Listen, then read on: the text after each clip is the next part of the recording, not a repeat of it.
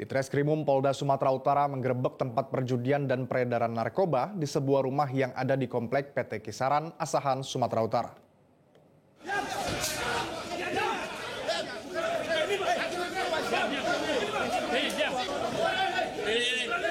Penangkapan diwarnai aksi kejar-kejaran dan tindakan upaya paksa. Hal itu dilakukan agar para pelaku ditangkap tidak melawan atau melakukan perlawanan. Penggerebekan dilakukan karena lokasi yang diduga tempat sarang narkoba dan perjudian ini kerap melakukan perlawanan dengan menggunakan senjata tajam apabila dilakukan penggerebekan.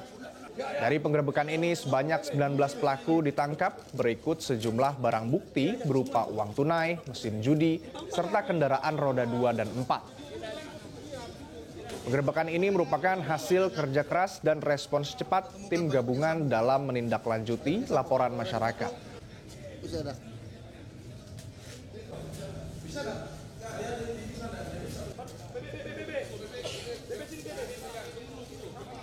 Salah satu bentuk perjudian yang kami monitor sudah melakukan kegiatan sudah beberapa lama, dan informasi ini kami terima dari masyarakat dan kami akan tindak tegas.